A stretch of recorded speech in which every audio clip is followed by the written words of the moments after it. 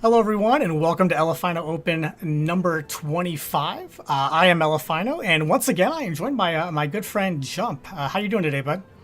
I'm doing great. It's the 25th Elephino Open, so 25 weeks in a row. We're a quarter of the way to 100, my friend. So it's a great milestone to hit. Good start. Good start. I'll see you there at the 100. Yeah, We'll be old men. 75 weeks. Oh my gosh. Oh, the day. The day. I know. So today, in case this is your first Elephino Open you've watched, basically we have a 256-player single elimination tournament. So they play through all those rounds, and then we get to the semifinals, and that's what we're going to be casting this evening. We'll be casting two semifinals matches, and then the finals match. So 3 rounds of Hearthstone will be coming your way just in just a little bit, starting with the first semifinals match, which is on your screen, between T-Man 35 and Satan Curse You.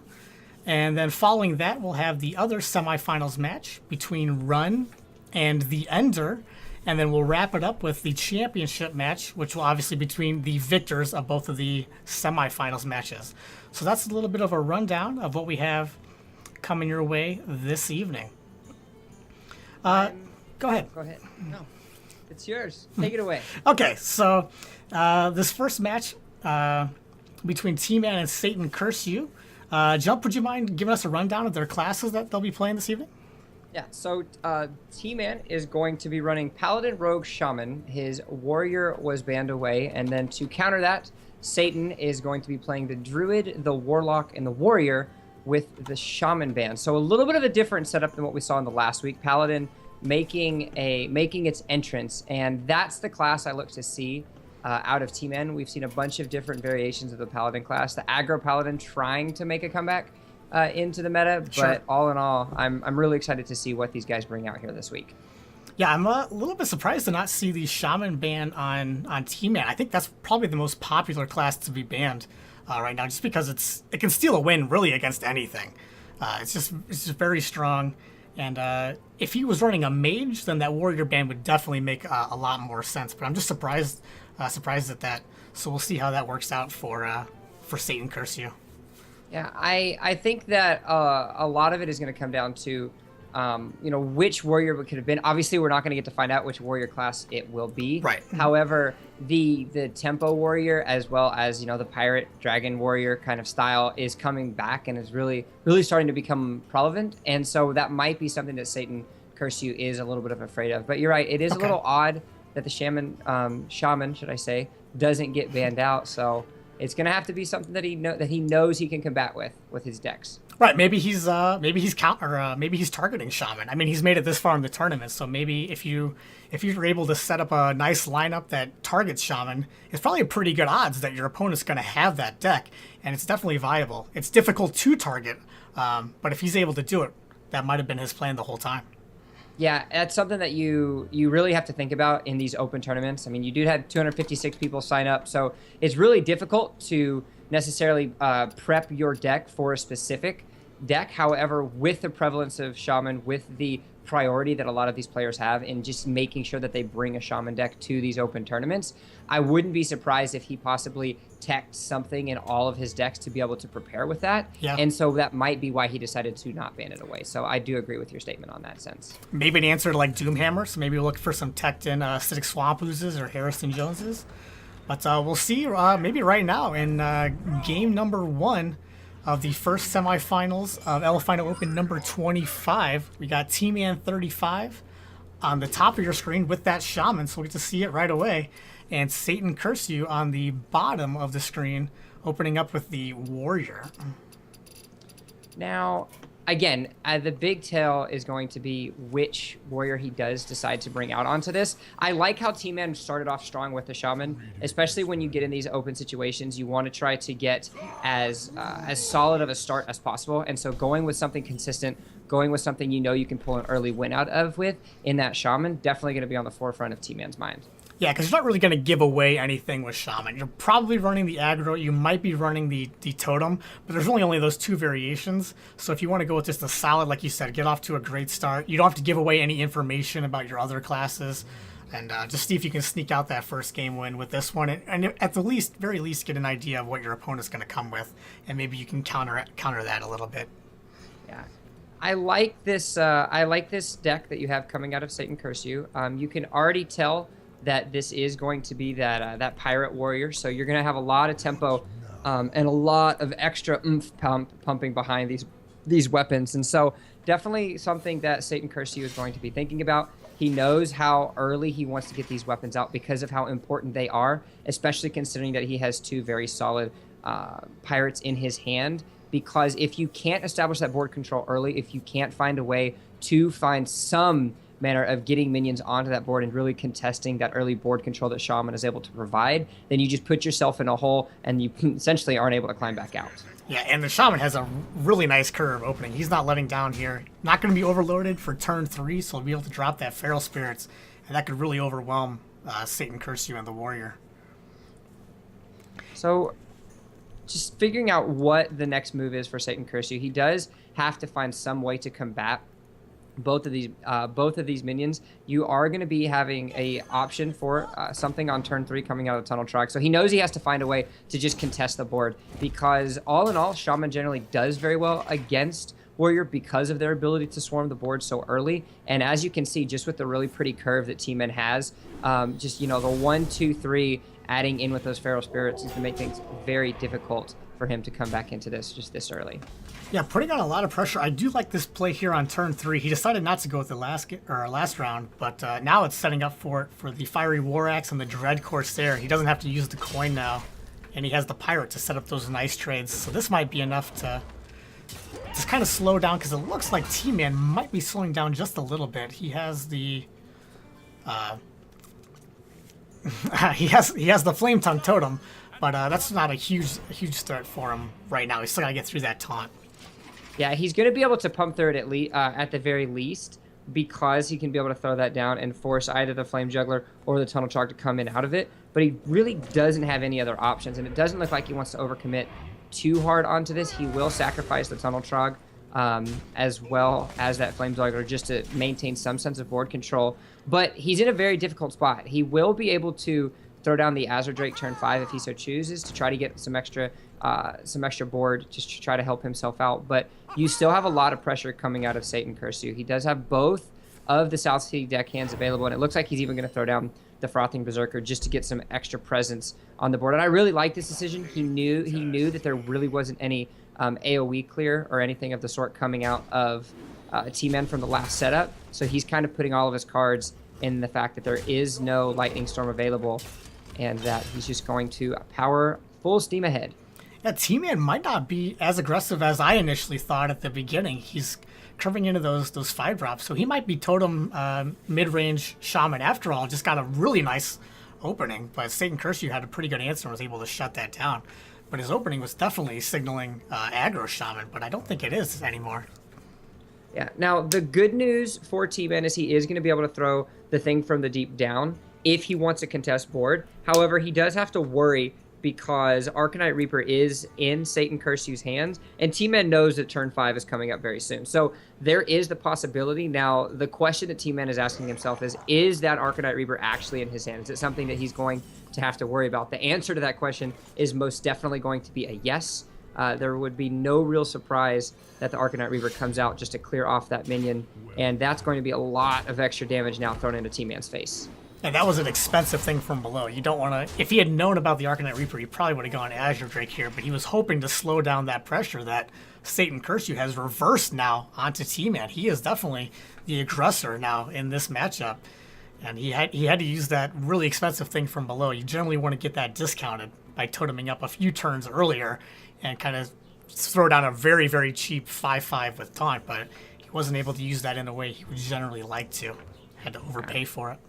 And the scary part about all of this as well, is there's really nothing that T-Man can do to kind of crawl back into this with the hand that he's got. He has the option to throw down the Mana Tide, as well as possibly a couple others, such as the Totem Golem, just to try to get that extra card draw. I like the decision to throw down the Mana Tide. He knows there isn't lethal quite yet in Satan Curse You's hand. He's got 5, actually, just as I say that, he does draw into the lethal. Yeah. He didn't have lethal at the time. He only had 13 damage out of the 16 that he needed. But with that heroic strike, that's going to end up doing it. And very quickly, we have this shaman going down. So we questioned whether or not Satan Curse You was going to be able to deal with that shaman that he didn't decide to ban. And all in all, when you have a good card draw, it really doesn't matter what your opponent has, because he was able to pop into that very quickly, take out T-Man for the first game, and so Satan goes up 1-0 on his opponent.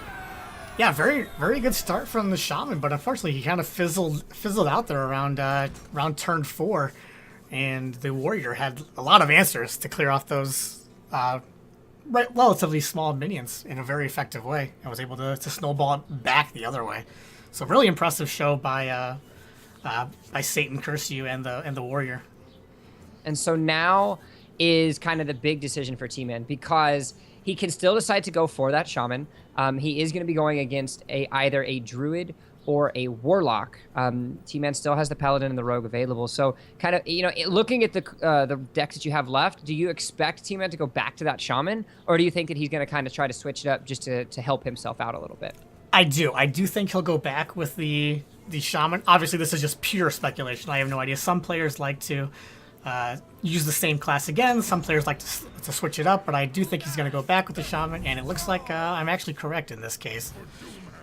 So he goes right back to the shaman, and I think that is that is a confirmation that it is the totem shaman, because you've got the variant as well as that hex in there, and it looks like it's going to be a zoo here for Satan Curse You, already getting himself off with a pretty solid start. The Flame Imp being a pretty good for the turn 1. However, to T-Man's success, or potential success, should we say, he does have that Lightning Storm in hand. So if the board gets a little bit too scary in the earlier stages of this game, he will have the opportunity to throw down that Lightning Storm and kind of stop it in its tracks. He also has the Hex as well. So already early, T-Man has some things to do that, but of course, we missed it before he threw the mulligans away, so he doesn't necessarily have the clear anymore. However, he still curves out pretty well with the Tunnel Trog as well as that Golem.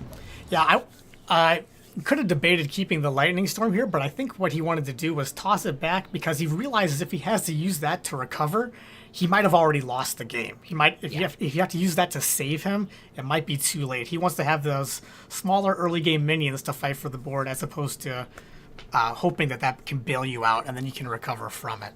So I like that decision to toss it back. Some players would have kept it, especially if you're expecting to be up against Zoo, which would probably be your guess based off the aggressive warrior. Yeah, and so now kind of is a decision making of does he risk losing the Tunnel Trog early, or does he want to coin out the Totem Golem and kind of be forced into a semi-lackluster turn 2? And it looks like he just decides to go out and throw down the Tunnel Trog to kind of contest that Flame Imp, but it's going to get responded immediately. There was an Abusive Sergeant in hand, and so Satan Curse, you can decide to use it, which I wouldn't doubt that he would decide not to. Just maintain that board control. Make sure that you can just put as much pressure on the Shaman as early, because you have to be able to keep up the pressure and keep up the minion control. Not only is that kind of the win condition of Zoo in and of itself, but that's also something that is just very important versus these Totem Shaman kind of decks. You have to be able to maintain as much board control as early as possible, or else that Shaman is just going to end up running away with it. Yeah, definitely. Even though Satan Curse, you had the answer to the to T-Man's play, you can't just throw that Tunnel Trog out there to be sacrificed to the Flame Imp. That would have been really unfortunate to see that happen. And he knew it. He obviously wasn't going to go for it. So I like the play there to coin out.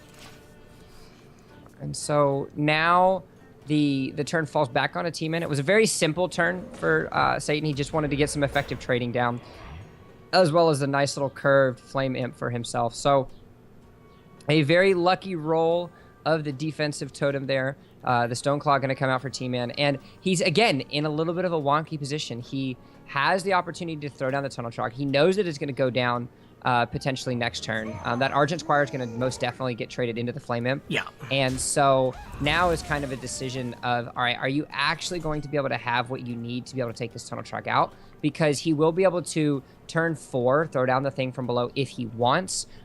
Isn't really sure. He knows that the card count is starting to get a little bit low. But another stellar draw coming out. Another abusive Sergeant. And so this is going to be perfect because he's going to be able to do a full clear on that board again and kind of essentially stopping T-Man in his tracks. Now, T-Man can still turn 4, throw down the thing from below. It's not the greatest turn 4s because it only got discounted twice, so you're still fairly ineffective with the card and the stats that it gives in and of itself, but you still have kind of a stop to get into something. So it looks like he's just going to want to throw right down onto curve. He doesn't want to overload himself out. That's why the Feral Spirits are probably not going to be the option because he does have Doomhammer in hand. So he wants to curve out into that Doomhammer perfectly. But it's just going to be bad news bears twice in a row because the power overwhelming is there for Satan Curse You. So the power of the draw compels you, and it's most certainly working here in the favor for Satan. Yeah, Power Overwhelming going to come out here, leaving Satan Curse You free to send 6 damage to the face and still maintain a pretty strong board. They didn't have to give up any resources, hardly, to deal with that large minion. And once again, T-Man and that thing from below not putting in the work he was hoping to get out for it. He's had to pay more than he would like to play it, and it's been answered very effectively by his opponents so far in both games. So you're in kind of a spot if you're Satan Curse You because you can choose to either one, get some extra power onto this Darkshire Councilman because that is definitely something that's going to happen. He wants to try to get that in as good of a spot as possible, but you also have to be careful because everything in your hand is extremely susceptible to that Lightning Storm. Now, while T-Man is behind, he still has a solid 4/4 body. Down to at least soak up a little bit of that damage so you know that you can kind of trade effectively. That's what you're going to do here, it looks like, with both of those abusive sergeants, just to get the clear on the board. But now is a decision of, what am I actually going to throw down? How big do I want this Darkshire Councilman to be? Because, again, you have to be worrisome and you have to kind of worry for the potential of a Lightning Storm coming out. So it looks like he's just going to try to keep it pretty simple, pretty safe, pump up that Darkshire to about a 4 or 5 spot, and just put some face pressure there onto T-Man. I don't know that I'm too concerned. I mean, you might even be using this to bait out the Lightning Storm if your opponent has it, because you still have Forbidden Ritual to back it up with. It's not going to kill the Northshire, and then you can use that to buff it up again with the Forbidden Ritual and slap your opponent in the face and make them have an answer for a full board yet again.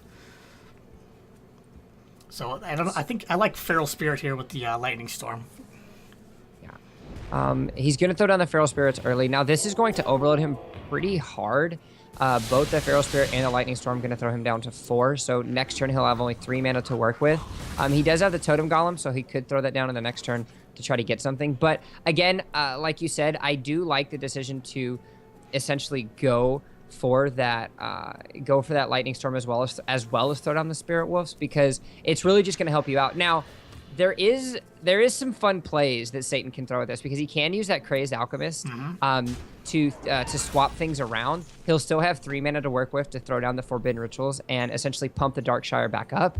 It is kind of a different style of play, but he still will have a 3/5 or a 4/5, or I believe it'll be, I'm not sure if it activates before. It'll be either a 4/5, 3/5 or a 4/5 on the Darkshire Councilman, and so he'll still have a solid body on the board. He knows that it won't really be able to be contested unless you have like a Lightning Bolt or something else in hand. So it's kind of a fun little style. But just as I say that, he doesn't look like he's going to do some fancy plays. Instead, he's just going to get a little bit more board control, get those taunts up, and really decide to pump up that Darkshire. Yeah, those taunts are going to be annoying for T-Man. He was hoping to clear that off with his Wolf, but since he's overloaded, he's not able to play the Doomhammer here, which is huge because of, you pointed it out exactly last turn. He was going to be so overloaded from both of those plays, overloaded for 4 actually, which is really hurting him right now. So he's going to be forced to use the Hex, which not a bad Hex target. You're not expecting a whole lot of large minions from Zeus, so I think he's probably okay using the Hex there. Yeah, so the Hex is going to really help out. I like it a lot as well because like you said, it really just stops that tempo and just really puts a damper on this decision that Satan has been making. Now, it is susceptible to the Mountain Giant if you do end up getting, or the Sea Giant, should I say, if you do end up getting in that spot. But it doesn't look like Satan obviously has that in hand, so he just wants to keep pumping pressure onto it, because if he had a Lightning Storm on the last turn, he knows he would have used it. So he's pretty confident right now that there isn't a second Lightning Storm in T-Man's hand. So he's just going to continue to pump up some pressure. He does have that Knife Juggler available now. So big things, but thankfully T-Man draws into those Feral Spirits, so he's going to have a little bit more protection. But at this point in time, it's almost just delaying the inevitable, because there's just so much pressure that Satan has been able to throw down throughout the entirety. I wouldn't be surprised match. if... Oh, sorry. I thought you were done. No. Oh, it's true. There is the option that he does throw down the Doomhammer, possibly, or even the variant, just to create that extra board. It does have 6. It does have a 6 health, so... I wouldn't be surprised if Satan Curse You doesn't have a Sea Giant. I know a lot of people have been cutting it. So you're talking about saving the Hex for there, but he may have not even be running it. I wouldn't be super surprised. So we'll have to see. It's definitely viable, though. Oh, without a doubt. And now Satan's kind of just figuring out where he wants to throw this Defender of Argus down. He knows he needs to continue to keep clearing the board and really just pump as much pressure on as possible. He gets a pretty lucky juggle onto that. If there's anything that you wanted to hit, you had a 2 out of 5 chance to get something done, and it went exactly in the favor of Satan. And so just continuously, hey man, when card draw and RNG are working in your favor, it doesn't matter, it doesn't matter what you're running, it doesn't matter how you're running it, it's going to be working out, and it's going to be working out well. And that's exactly what has on the forefront of Satan's mind as he's just continuously pumping this pressure. And without any answer in T-Man's hands, he's looking pretty dire to be going down here 2-0 pretty early. Yeah, I was wishing he had been a little bit greedier with that Lightning Storm. Not that he used it in an unfortunate or in a bad way. He definitely had to use it to clear off all those minions, but it was just unfortunate for him that Satan Curse You was able to reload the board and keep the pressure on. He was hoping that Lightning Storm would stall him out enough. Maybe Satan Curse You kind of fizzles out a little bit in the mid game afterwards, but that definitely did not happen. And T-Man going to have to concede game 2 if go down 2-0. And this is again a win against the Shaman here for Satan. We question. I kind of want to draw back to it one more time. Sure. Of you were worried, and I was worried as well about how the mindset of Satan was coming into this, because there wasn't a ban towards that Shaman. Well, now 2-0 against that Shaman. He got a very good card draw in game 1 with that Warrior. Game 2, he was able to swarm the board very efficiently with that Warlock, and so now you kind of have to wonder, did he really bring a set of decks that were capable against the Shaman? So a fantastic job by them, by Satan specifically, to get something done. And it's going to force T-Man now for game 3. His back's against the wall. He loses this. He's done for. And it's going to end up going over onto that Paladin with that Control Paladin matchup to kind of hopefully switch some things up and make the luck roll in his favor this time. One thing to point out, though, for the Shaman not being banned, though, I think it was really huge that it's not aggro Shaman. I think mid-range Totem Shaman is a lot easier to target than aggro Shaman, because aggro Shaman can steal a win against just about anything by the pure amount of pressure, whereas the mid-range variation is obviously a little bit slower and has a little bit more difficulty just kind of stealing those wins by the pure aggression.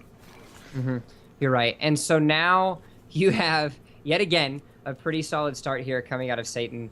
There really is nothing available for T-Man right now to kind of really come back on into this, but it does look like it's going to be Beast Druid. You do have a pretty solid start with the Living Roots, and so now you have just all in all a great setup. Very unfortunate draw there for T-Man. He's got so much high cost in, and so he's going to be taking a lot of damage before he can really start to get any kind of pressure onto this board. So he does have the opportunity to consecrate on turn 3. He can coin that out if the pressure proves to be too much.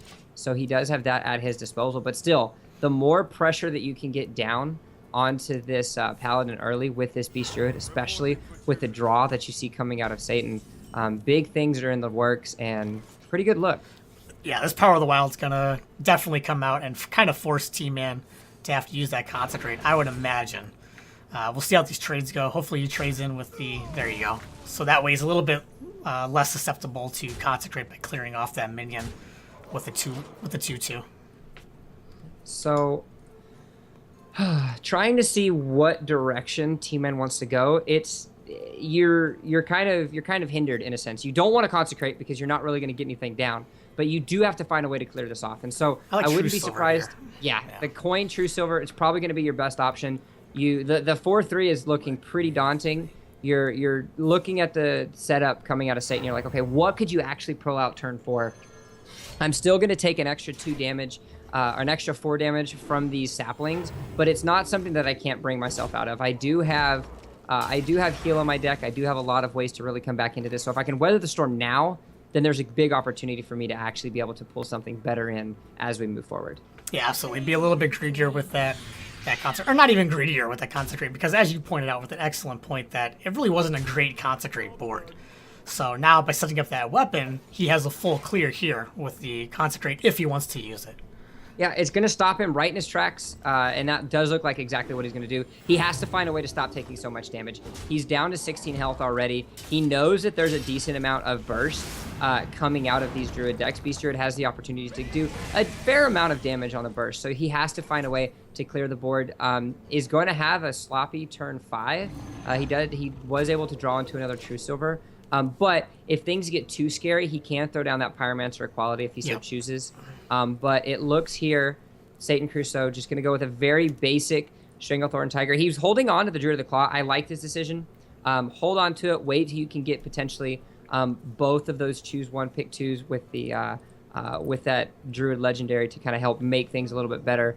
But now it's also forcing T-Man in a really difficult spot. He's on turn 5. He knows that there is some possibilities for him, but outside of that Pyromancer quality to essentially stop that Stranglethorn, there's really not much else he can do because he's going to be taking, again, a lot of damage. He's already down to 16 health just at turn 5, so big yeah, I think a big play for T-Man here is to be a little bit patient. I know it's risky to hold the Wild Pyromancer equality, but if you can do it in this situation, be a little bit patient. The Druid of the Claw is probably going to come out next turn, and then you could clear the board with that. But unfortunately, he doesn't get to see what Satan Curse You has, so we do, and it's going to allow a refill on the board here now from Satan Curse You. Yeah, he's terrified. Again, 5 damage is a lot of damage, especially when you're already almost at half. So it's a decision of, do I actually have to worry about this? And to T-Man, it was a big enough threat to be able to throw something down. Now, because Satan decided to get a little greedy with that play, turning it into Druid of the Claw instead of turning it into an actual taunt, he is going to be able to effectively take that out. But again, he's at 10 health. He doesn't have any heal in his hand quite yet, so he's going to have to kind of worry. Now, Satan, on the other hand, is going to kind of slow things down for a little bit. He does have the Mounted Reaper, the Mounted Raptor, should I say, as well as the Living Roots to kind of come into this. But it's only going to be for one turn because we've seen that Ragnaros. It's been in his hand for quite a while. So if he can just force this damage down a little bit more, then he can probably, hopefully, should I say, throw down that Ragnaros without really any worry, because he knows that the big forms of clear are already down on T-Man's side. The equality had already happened along with the Pyromancer. He knows that consecration happened as well. So in his head, he's feeling very confident about just overloading this board, trying to get as much pressure onto T-Man to hopefully be able to finish it out with that Ragnaros. Savage Aura, big pickup. He feels good to extend over on that. And like you pointed out, no heal still from T-Man. He does have a great couple of options for turn 8, but if he doesn't clear off at least one of these minions, he's dead. So he's going to have to. I'm sure he knows that. So we'll see what he gets. Pretty awkward here. I guess Justicar to set up that hero power and hope he can last to the late game to capitalize off of it. Yeah, now you do have Ragnaros the Light Lord in your hand. So if you can survive one more turn, you can at least get a little bit of a heal up. I like the decision to throw down the Justicar. Again, it's just one of those things where you have to find a way to combat board control.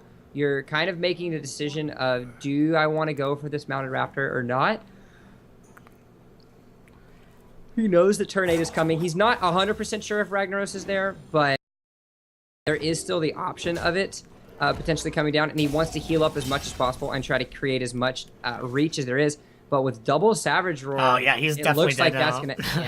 gonna that's gonna end up being the game. And just like that, He was dead anyway with just the hero power, but we were giving him hope. it's gotta be hope, man. You gotta think that you're gonna come out on top, whether or not you are. Yeah. But just like that, 3-0, Satan Curse You takes out T-Man on the back of this very strong lineup. Again, you're always feeling good when the card draw is working in your favor, but he had some very solid plays, didn't overcommit. That was something that a lot of these decks and a lot of these players kind of put themselves in, really sure how to get out of that once they do overcommit and they put themselves behind. But Satan Curse You did a very good job at just making sure that once he decided to commit, it wasn't that overcommit. He played patient.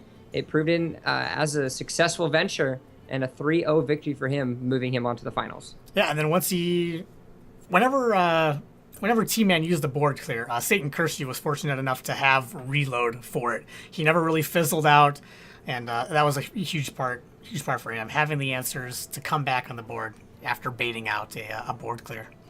Yeah. And so with that, that's going to be our first series of the night, Satan and T-Man dueling it out, but it was going to be Satan Curse You that comes out on top. And now, after a short little break, it looks like we're going to head into our second semifinals of the match between the run, should I say, and the Ender. Yep, so as you pointed out, we're going to take a short break while we set up for that. But we'll be right back very shortly, so stick around. You don't want to miss it.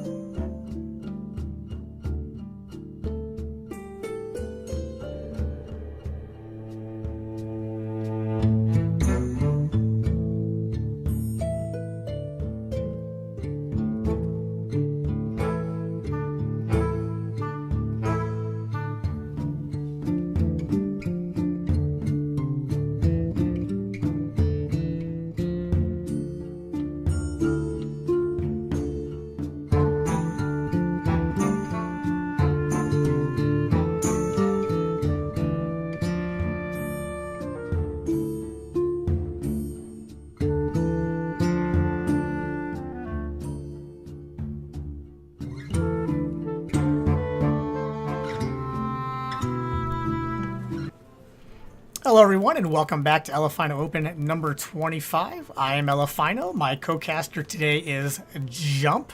So we are getting ready to start the second semifinals match, which will be between Run and the Ender. Jump, can you give us a little rundown of their lineups real quick? Yep, so Run is going to be running, the Run Runner. He's going to be running Hunter, Shaman, as well as the Warlock. The Warrior was banned away, and then the Ender is going to be playing Mage, Warlock, and Warrior, banning out the Shaman. So this is the second series in a row now, Elephino, where one player did not ban away that Shaman. So again, very interesting to see if they have potentially brought a lineup that can actually deal with that Shaman. Yeah, kind of going back to a point that I said before the last match, making sense to ban Warrior is if he had been brought Mage, where in this one we obviously see that the Ender does have Mage, so probably signifying that it's Freeze Mage, and he's a little bit afraid of running into that Control Warrior matchup, which is, you know, very unfavorable for the Freeze Mage, to say the least. Yeah, definitely. We've seen the rise of... I wouldn't necessarily say the rise of Freeze Mage. I say Freeze Mage has been one of those classes that has stood the test of time. It doesn't matter what meta we're in. It doesn't matter what situation the competitive scene looks like. Freeze Mage always finds a way to have its place. And so definitely a potential for the Ender. We don't know the exact deck list quite yet. We will see once they pop into game. But if that Freeze Mage does become an option, I want to see how it's able to combat these other decks, these hardcore aggro decks. Because as we know, in the earlier stages, if the Mage can't draw into some early freeze to actually stop them in their tracks, then they do get down pretty low pretty quickly, and the game can really get out of hand if they're not able to combat it early. Yep. Well, we're into game number 1 right now of the second semifinals match of Elephino Open number 25. You can see Run on the top of your screen, opening up with Warlock, and the Ender with a similar mindset on the bottom of your screen with Warlock as well. So they both appear to be running a Zoo variation based off of their opening hands, and both of them have pretty good starts. Yeah, and so this matchup relies heavily on the ability to trade effectively. When you put yourself in this Zoo v Zoo matchup, you really have to do your best to obtain that board control early and try to find a way to establish as much as possible. Now, Run, I think, gets the better start here because not only is he able to coin out that Dark Peddler, but he also has a bunch of options for turn 2. He did draw the Flame Imp. You see that he has the Voidwalker in hand. So the next turn, he can actually throw down those 2 1-drops and to try to create himself a little bit more extra pressure in and of itself. It's a little bit difficult for the Ender. It doesn't look like he's going to trade, though. Doesn't want to even worry about it. He's just going to hit straight for face. And already we're seeing kind of a difference in play styles for both of these players. Yeah, I like the aggression there from Ender. You realize that Run's going to have to trade into you. One of those minions is guaranteed. So there's no way that Run just ignores both of those. So being able to sneak in that 4 damage, I think, was one of those plays that you transition from like good player to great player, is knowing those moments where you can sneak in that little bit of extra damage onto your opponent. And I think that was a great example of it right there. Yeah, and so now you've got kind of a decision that Ender's going to have to make. He's not going to be able to trade this effectively, and so because of that, he knows that his Direwolf is essentially going to die in this instance. So he's going to at least try to get some damage down onto that Voidwalker. He knows that there's going to be the spawns coming from the Imp Gang boss, and so if the Voidwalker doesn't decide to trade itself into the Direwolf, he will have the option to get into it for the next setup. But now is a set of decisions coming out of Run. It is turn 3. He can throw down his own Imp Gang boss if he so chooses, or he can decide to go a little bit on the extra side. The Direwolf Alpha can come down. He can decide to trade this onto the Ender's own Imp Gang boss. So this is kind of where you get to see a fun part of Hearthstone, because you have various amounts of players with various different mindsets, and as a result, you get very, very different options and very different decisions when it really comes down to these situations. And with a deck like Zoo that revolves around these kind of board control style decisions, it puts you in a really fun spot as a spectator just to see kind of really what's going through their head.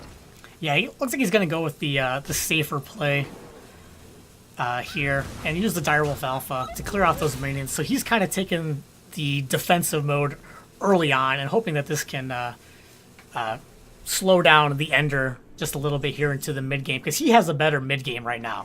Run has the 3 drops and the 2 drops to he can piece together, combine them to make a 5 and 6 drop. He's hoping the Ender can't do that and he's going to fizzle out, but that's not exactly the case here.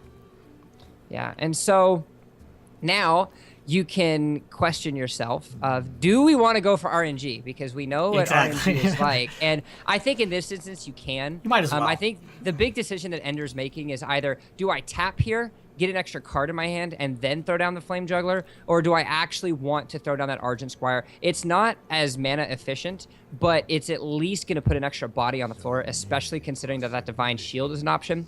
It's something that Ender is definitely considering. In this instance, I would probably throw down. I know it's generally not optimal to throw down a minion before you life tap, but in this situation, I would almost just say throw down the Flame Juggler, try to get something done. But instead, he's going to take the play that none of us talked about, and it's just going to be throwing down that Bronze Beard and try to get something done with that 2/4 body. That double Divine Shield on the art. I'm just kidding. That's not a thing. But so Brand not getting any value yet off that Argent Squire. But if it sticks around and the Ender's able to pick up a 1-drop, that Gormok could have a huge swing play going forward. So now we are in a situation where the run can really start to put himself in a much better position. He did top deck that Argent Squire, so he's going to be able to effectively clear that Bronze Beard. And that's very, very big, because look at what you had in the hands of the Ender. You could have got the double Battle Cry from Flame Juggler. You could have got the double Battle Cry from Abusive Sergeant. So you're putting yourself in a great spot, because if you don't top deck that, now you have the Bronze Beard still left on through you. That Imp Gank boss gets cleared off through the Abusive Sergeant, and you just start to you start falling behind pretty hard. So the Ender, now he's not in the worst of positions, but he doesn't have any way of clearing this Imp Gang boss. And with those 2 1/1s, that's going to allow this Imp Gang boss to be extremely effective with those Imp spawns. So now he's kind of just put in a decision of, do I actually want to risk throwing those extra 1/1s down with with clearing them out, or do I just want to tap and kind of play the safe route onto it? And so that's a big decision he's making. I wouldn't be surprised to see a tap here to at least try to see what options create. The rope comes down, the Dark Peddler as well. So he's just going to have to throw that down and see what he can make happen. Yeah, he's put himself on a clock here. He's going to have to decide really quickly with this Peddler. He might not have enough time to Peddler. He might be forced to maybe double trade into that, or just go straight face. Looks like he is going to go with the... well, now he has to single trade, but still. So that's not a terrible outcome for him. I mean, it's not great. He was put in a very difficult position, and this was the way he had to get out of it. So hopefully, for him, it was enough to stabilize the board. He's going to lose both of his 1 health minions, but he still has board control after that. So I think he's in an okay spot. Yeah, okay spot indeed. He does still have the 2/3 as well, so that's going to have to be something that Run kind of thinks about. He knows this, so he's going to throw down his own Dark Peddler to see what he can get out of it. Nothing too crazy.